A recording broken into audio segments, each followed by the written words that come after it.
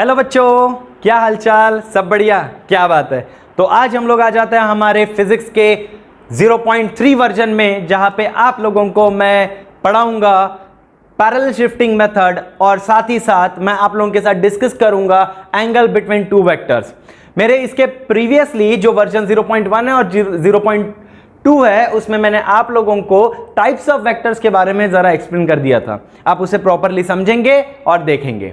Basically हम लोग जानते हैं माय डियर स्टूडेंट्स कि अगर मैं वेक्टर की बात करता हूं, if I explain about vectors ना, सो वेक्टर्स कौन होते हैं भैया? जहां पे दो लोग होते हैं। कौन दो लोग? तो जहां पे हमारा मैग्नीट्यूड होता है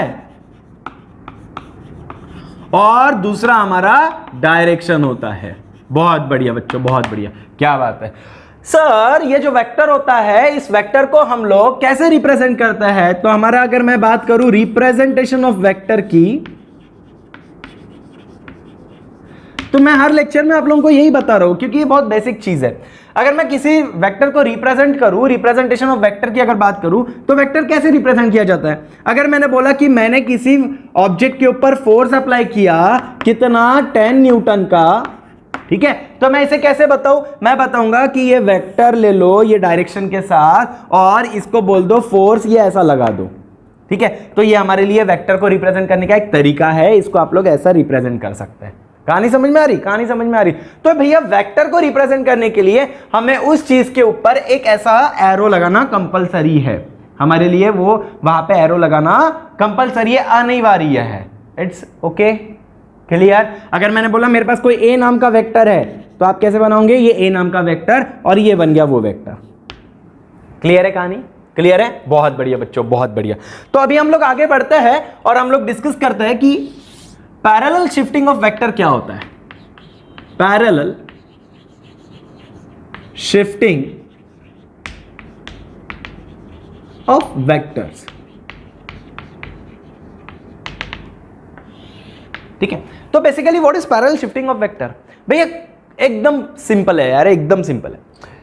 पैरेलल में क्या होता है कि कोई भी चीज हम लोग अगर पैरेलल वे में मूव करते हैं तो हमें पता है कि वो चीज पैरेलल होती है। फॉर एग्जांपल अगर मैं ये बोल दूं कि मेरे पास ये चौक बॉक्स है, ये चौक जो बॉक्स है मेरे पास, इसको आपने बोला कि सर आप इसे नहीं क्या पैरेलली मूव करो, तो आप कैसे पैरेलली मूव कर सकते हैं? आप, ये एक तरीका हो गया।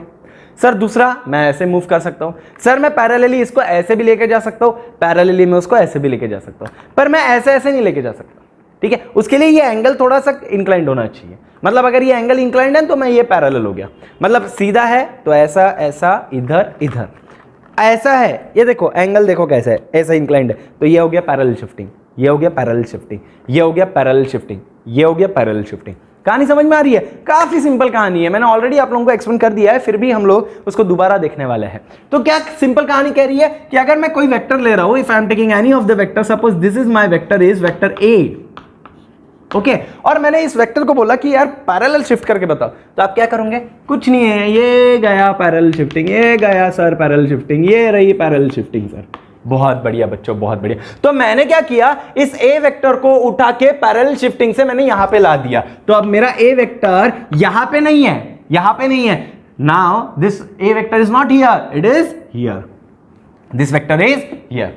इफ एनीवन आस्क यू कि हां ये बी वेक्टर ले लो और आपको बोला कि इस बी वेक्टर को यहां शिफ्ट करना है, यहां, तो आप क्या करोगे? Very simple sir, very simple, just do parallel shifting. इसको ऐसे पैरेलली लेके जाओ, इसको ऐसा पैरेलली लेके जाओ, तो ये गया पैरेलली सर, ये गया, तो यहां पे मैंने इसको ऐसा बना लिया, तो मेरा बी वेक्टर अब यहां नहीं है, मेरा बी वेक्टर अभी यहां पहुंच गया है। तो it is called as parallel shifting method, ठीक है। कैसे पैरेलल शिफ्ट करते हैं वो हम लोगों ने अभी बहुत अच्छे से समझ लिया है। कहानी क्लियर है बच्चों? कहानी क्लियर है? क्या बात है, क्या बात है, ग्रेट ग्रेट ग्रेट। अभी ध्यान देंगे।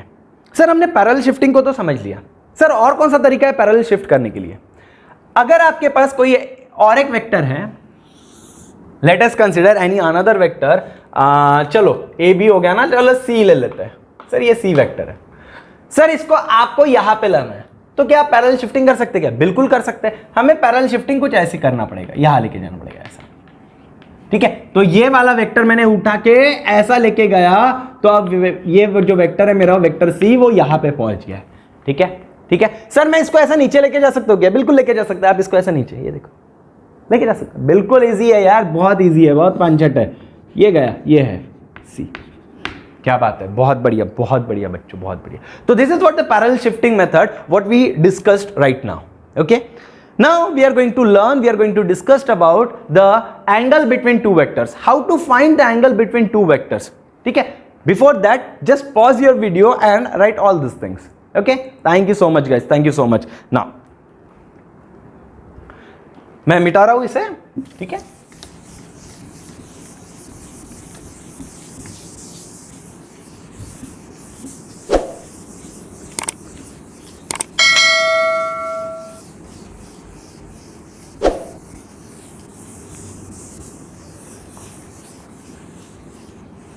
चल, बहुत बढ़िया बच्चों, बहुत बढ़िया। तो अभी हम लोग क्या समझने वाले हैं, हम लोग डिस्कस करने वाले हैं angle between two vectors. Angles between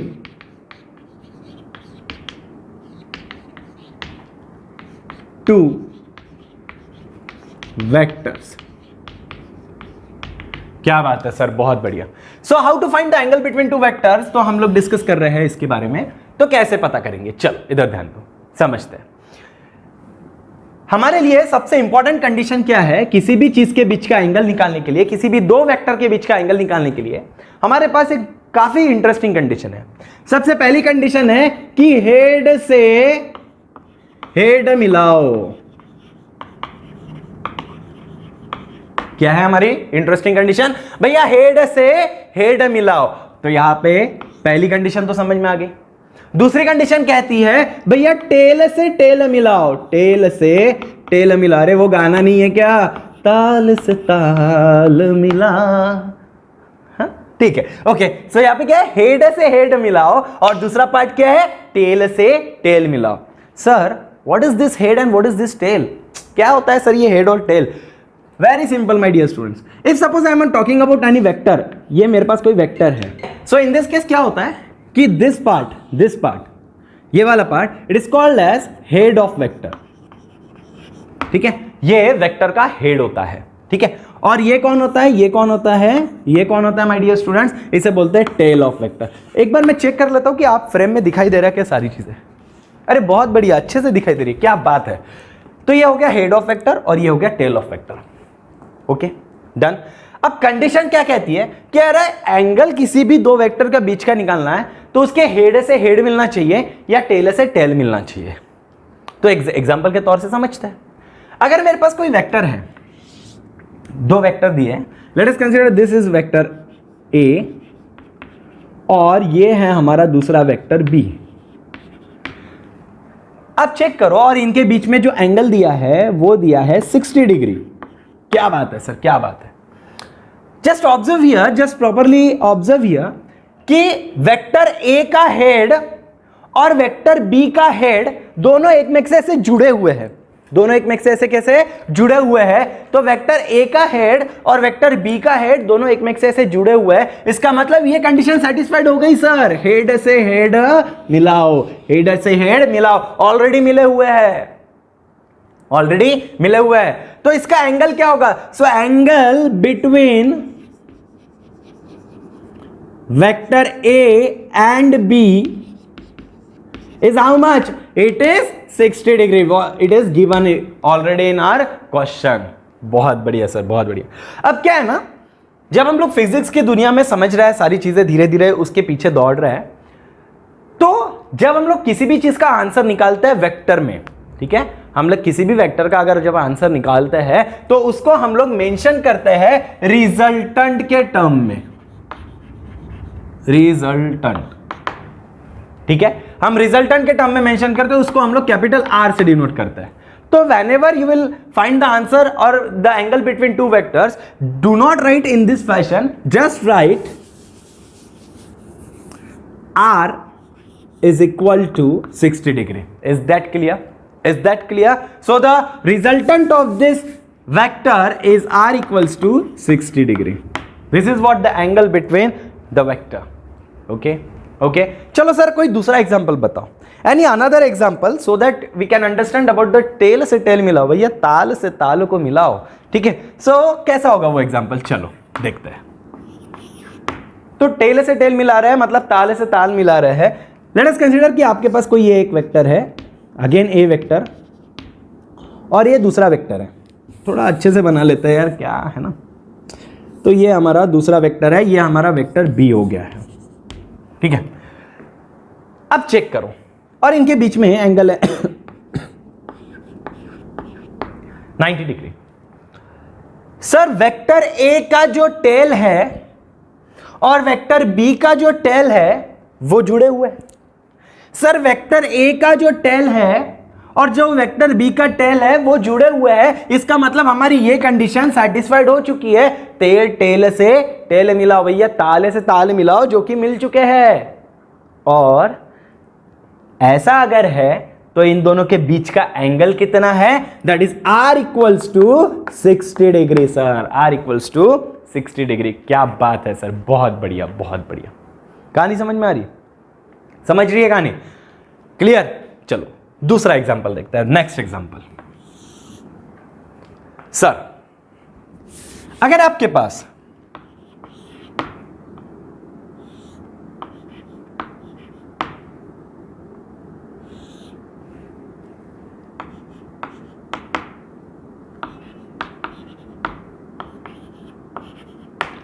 बहुत बढ़िया, अब आपके पास क्या दिया है, ठीक है, ओके। आपके पास दिया है ये क्वेश्चन और आपको बोला है कि find out the resultant of this, okay. आपको बोला है इसका रिजल्टेंट निकालो। तो सर कैसे निकालेंगे, कैसे? तो पहले तो चेक करो हमारा हेड से हेड मिला है क्या। वेक्टर ए का हेड और वेक्टर बी का हेड, वेक्टर ए का हेड और वेक्टर बी का हेड ये मिले हुए नहीं है। वेक्टर ए का हेड और वेक्टर बी का हेड ये मिले हुए नहीं है, तो एंगल पता नहीं कर सकते बाय दिस, नहीं। फिर ठीक है सर, नहीं ना, ओके। टेल से टेल मिला है क्या, चेक करो। ताल से ताल मिला है क्या, चेक करो। देखिए टेल से टेल मिला है क्या। सो वेक्टर ए का टेल, वेक्टर ए का टेल और वेक्टर बी का टेल ये भी मिले हुए नहीं है। सर यहां पे ना वेक्टर ए का हेड मिला हुआ है बी के साथ, ना वेक्टर ए का टेल मिला हुआ है बी के टेल के साथ। तो सर अभी तो दोनों भी कंडीशन सेटिस्फाइड नहीं है, मतलब हम इनके बीच का एंगल पता नहीं कर सकते, पता नहीं कर सकते। तो भैया जब सीधे उंगली से घी नहीं निकलती है तो उंगली को टेढ़ी करना पड़ता है, ऐसा ही कुछ हमें यहां पे करना है। यहां पे भी हमें क्या करना है कि ऐसा कुछ करना है कि हमें टेल से टेल को मिलाना है या तो हेड से हेड को मिलाना है। और अभी थोड़ी देर पहले हमने एक कॉन्सेप्ट को पढ़ा था, that is called as parallel shifting of vector, अब भी पढ़ा था थोड़ी देर पहले। तो ये जो पैरेलल शिफ्टिंग ऑफ वेक्टर है उसके अकॉर्डिंगली अगर हम लोग जाएंगे तो क्या होगा, बहुत बढ़िया। चलो देखते हैं। सर मुझे टेल से टेल अगर मिलाना है तो मैं क्या कर सकता हूं, मैं ये ए वेक्टर को ऐसे ही रख दूं, ओके, और ये जो मेरा बी वेक्टर है इसको मैं ऐसे यहां पे सामने में पैरेलली लेके आऊं, मतलब इस बी वेक्टर को मैं ऐसे लेके आ गया, ये बी वेक्टर को पकड़ा, इसको पैरेलली शिफ्ट किया और यहां पे ला दिया। तो आप चेक करो ना, टेल से टेल मिल गया। समझ में आ रही है कहानी, अरे समझ में आ रही है कहानी। तो ये जो हमारा बी वेक्टर है इसका टेल से टेल मिल गया। तो बेसिकली करना क्या, जो एंगल हमें दिया गया है, कितना दिया है 90 डिग्री, उस एंगल को 180 डिग्री से माइनस कर देना। क्या कर देना, तो यहां पे क्या करेंगे 180 डिग्री माइनस 90 डिग्री, तो आपका फाइनल आंसर मिलेगा 90 डिग्री। समझ में आया। तो रिजल्टेंट आर कितना मिला, आर इक्वल्स टू 90 डिग्री। क्या बात है सर, बहुत बढ़िया, ठीक है। So the angle between vector A and vector B is 90 degree. How come, in this fashion. Clear, clear, पक्का। एक और तरीका है, एक और तरीका है। सर कैसा तरीका, कौन सा तरीका, ये आपको फ्रेम दिख रही है ना, चलो देख लेता हूं एक बार और। हाँ उतनी फ्रेम दिख रही है, चलो बहुत बढ़िया। सर और कौन सा तरीका है, आप एक काम और कर सकते हैं, आप बी को ऐसा रख दो और इस वेक्टर ए को आप नीचे ला सकते हैं। आप दोनों में से कोई भी मेथड से सॉल्व कर सकते हैं। आप ए को ऐसे नीचे ला दो, तो जब ए नीचे आ जाएगा, ये ए ऐसा नीचे आ जाएगा, ठीक है, तो ये ऐसा बन जाएगा। बहुत बढ़िया। अब चेक करो, आपका हेड से हेड भी मिल गया, आपका हेड से हेड भी मिल गया। पहले एंगल कितना दिया था 90 डिग्री, तो मैंने कंडीशन क्या बताई भैया 180 डिग्री में से 90 डिग्री जो दिया एंगल है उसको माइनस कर दो, तो आंसर मिला 90 डिग्री। तो यहां पे आपका रिजल्टेंट कितना मिला बच्चों 90 डिग्री। क्या बात है सर। ये दूसरे तरीके से भी हम लोगों ने हेड से हेड भी मिला के बता दिए, टेल से टेल भी मिला के बता दिए। ओके, समझ में आ गया कैसे एंगल बिटवीन टू वेक्टर्स निकालता है। आगे कहानी ध्यान में। चलो हम लोग और आगे कुछ एक दो न्यूमेरिकल्स, एक दो एग्जांपल्स और देखते हैं जिससे हम लोग समझे कि ये वेक्टर्स को और कैसे निकालते हैं। ठीक है, और थोड़ा सा तरीका समझते हैं। ठीक है, फिर मैं आप लोगों को एक नोट दूंगा, एक कंडीशन बताऊंगा कि हमेशा वो कंडीशन से ही हमें सॉल्व करना होता है। ठीक है, वो मिटाने से पहले मैंने मूव किया था ना, तो पॉज कर देना, पॉज करने के बाद आप ये एग्जांपल्स लिख सकते हो। ठीक है, बहुत बढ़िया बहुत बढ़िया बहुत बढ़िया।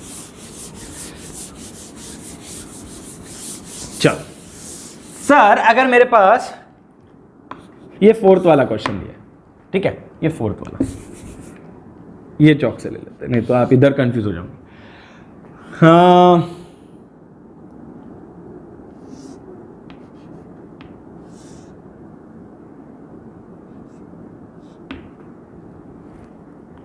This is vector A, this is vector B, और यहां पे एंगल ले लिया है 150 डिग्री।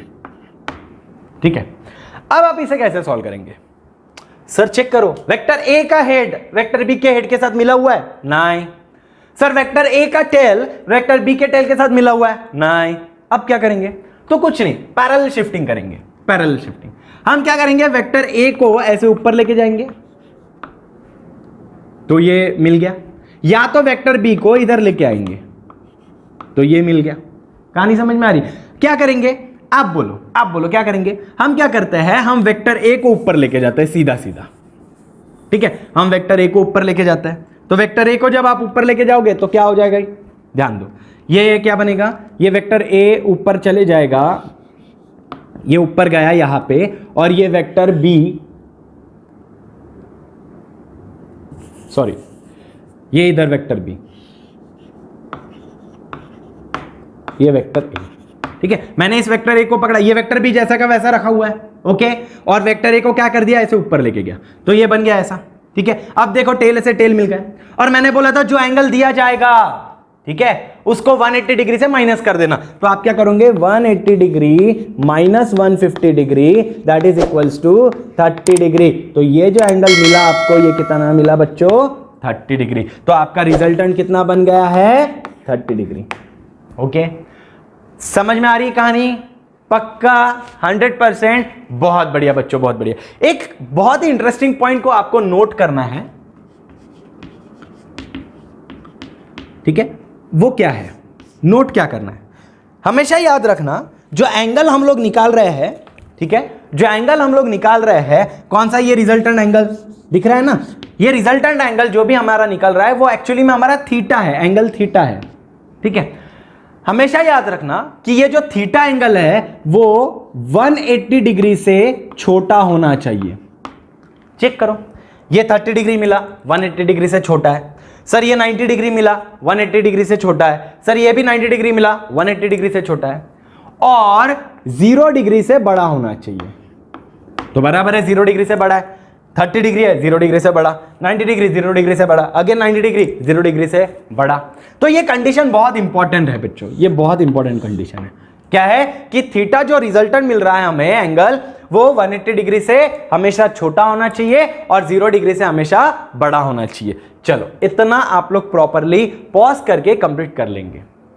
ओके, एक आखिरी क्वेश्चन हम लोग इसके रिलेटेड का सॉल्व करते हैं, एक आखिरी क्वेश्चन। ठीक है, यहां बना लेते हैं उसको।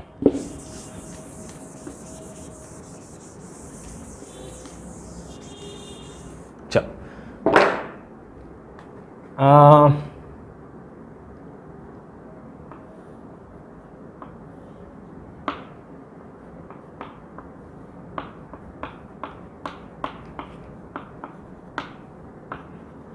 बहुत बढ़िया बच्चों, बहुत बढ़िया।